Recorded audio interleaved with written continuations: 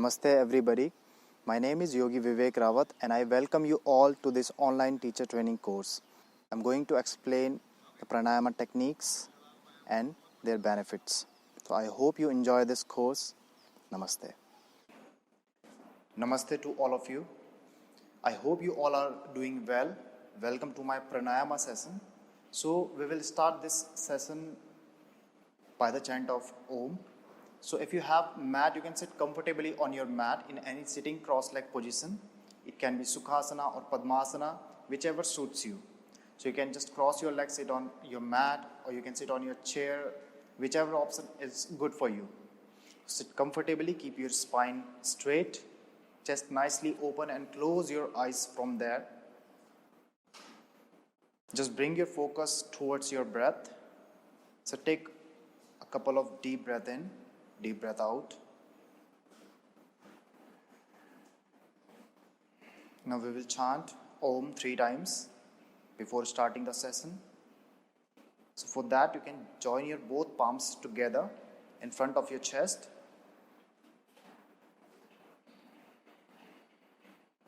Make sure that your breath is flowing very nicely without any restrictions.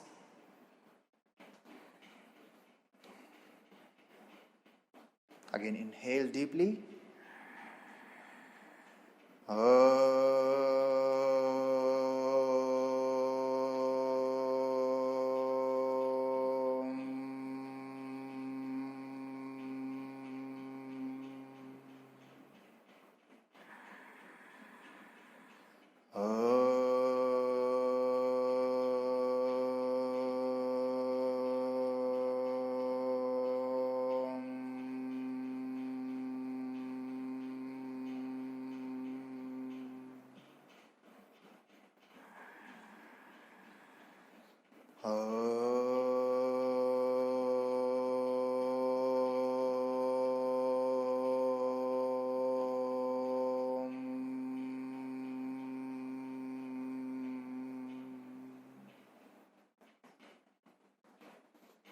Now feel the vibration of the chanting of the mantra Om. Feel the positivity of this powerful and sacred mantra. Now rub your palms together. Start creating some nice and positive energy between your palms. And from here, gently take your palms towards your eyes, your face, and give a nice massage to your face muscles, to your throat. So you are giving a kind of healing to your every chakra, to your heart center finally. And then slowly release your both arms down by looking down. Open your eyes. So I would like to say this, that in this particular session we are going to talk about pranayama and some key factors in pranayama. So it is a kind of introduction of pranayama, and there are some things which we need to comprehend before going into the main pranayama practices. So how are these? Firstly, start with the definition of pranayama, as you can see on the top of the whiteboard. So if we break this term into two parts, we get two terms now from here. So prana means life force. What is this life force? This life force is inside all of us, inside all of human beings.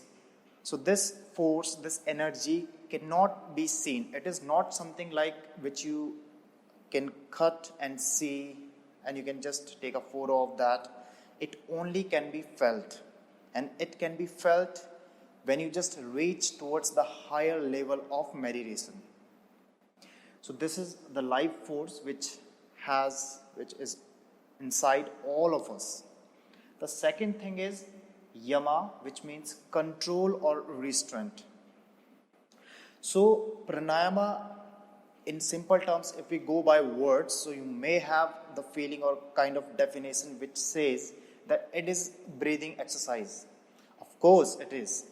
But let me tell you this fact, that this also means to regulate your prana, to regulate that life force. So the second term, which means control or restraint. So the meaning of this term is you are controlling the life force, that energy which is inside your body. And also it is a breathing exercise, since all of the human beings and most of the human beings, we don't have a good breathing pattern. And why is that? Just because of bad lifestyle, because of bad diet, some negative thoughts, some emotions, lack of exercise. There are so many reasons. So by this pranayama, we just don't only enhance our breathing pattern, we also regulate our life force, that vital energy. So firstly, let's talk about the short sequence of all the aspect. So you might have heard about 8 limbs of yoga, but this is a short sequence which also matches that 8 limb theory. So the first part is 𝐸𝐸𝐺𝐻𝐾𝐫, second one is asana, third one is pranayama.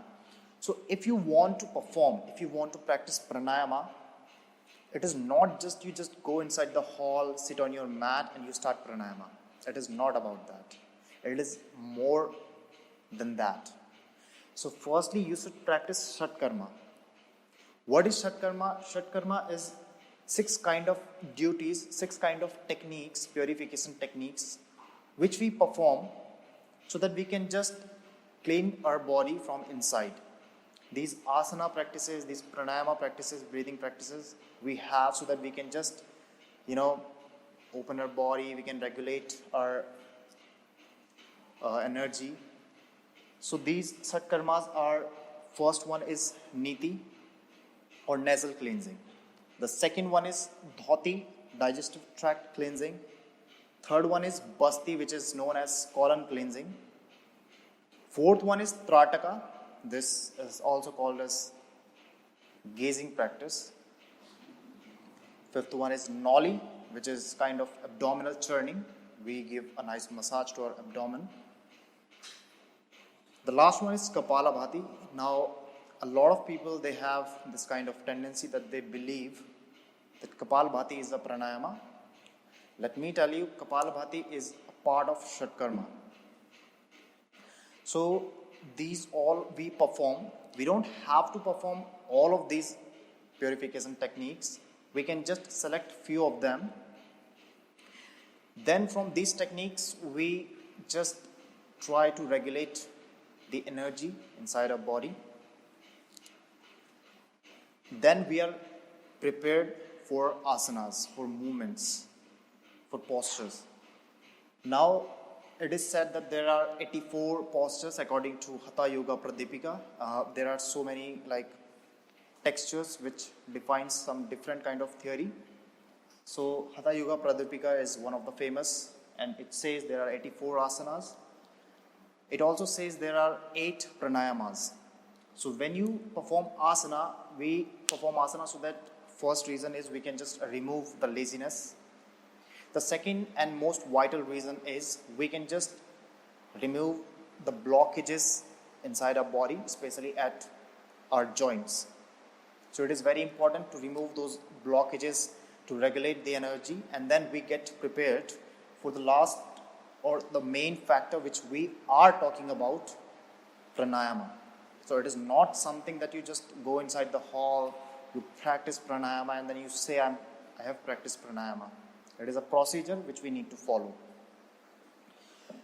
Now, there are some specific sitting postures which you can adapt while doing pranayama. But make sure that posture should not give you any kind of unnecessary stress. It should be comfortable. You should feel that kind of relaxation which is going to allow you to practice pranayama and which is going to allow you to gain the benefits of pranayama. So, we are going to discuss about different pranayama techniques, and there are some preparation techniques which are more important, I say, because we all have a kind of disturbed lifestyle. We don't have a perfect lifestyle where we have a perfect atmosphere. So it is important to not directly jump into the main practices of pranayama. Firstly, let's check how is our body, how is our breathing pattern, which is more important, and then go towards that. As we generally see that our inhalation is active and exhalation is sort of passive. Some breathing facts I would like to share here. So, according to yoga, it is said that we all human beings have been given certain amount of breaths. So let's say that I have been given 10, let's say 50 breath. So it totally depends on me, on my breathing pattern, on the way that I use those breaths, that how long I can sustain those breaths. So if we stretch these breathing by doing proper pranayama practices, by proper holding it, that is very important. We will be talking about that. So we can just utilize it properly, and then we can increase the span of our life. And that's what these sages used to do. They didn't used to practice those asanas just to take their one leg back and just to reach, very deep into the posture. Their main goal, their main motto was to achieve these all the goals, which are like pranayama and then meditation and then samadhi. So it is very important to utilize our breath. So here, every minute we all breathe accordingly, like 12 to 20 breath per minute. This is the ratio. If we talk about per hour, it is approx 900 to 1000 times. If we talk about per day, so it is about 20,000 to 22 and 23,000 times per day. So it totally upon us that how we use our breath. If we reduce the efforts, and if we reduce, if we maximize, if we just increase the length of our breathing, then it is going to give us a lot of benefits. So we shall be talking about one by one about those things. So that's it about the introduction of pranayama. I hope you have gotten some important terms from this. I hope it is helpful for you. So again, we can just close today's session by again sitting comfortable on your mat and close your eyes very gently. Now from here again, bring your focus towards your breath. Bend your both elbows, bring your palms together. Again, inhale.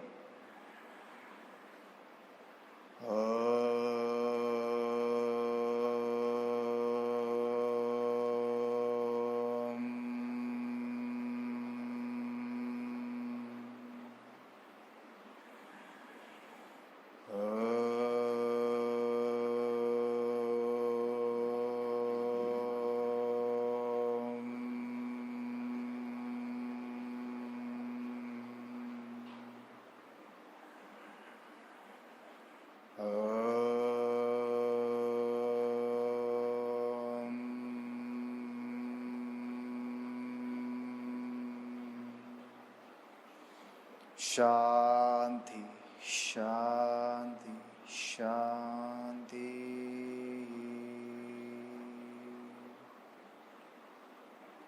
Rub your palms together once again. Create some warm energy. Place your palms over your eyelids. Absorb this positive energy. Slowly, slowly release your both palms away and down towards your legs. Gently open your eyes by looking down. So, see you in the next session. Until then, be safe, enjoy. Namaste.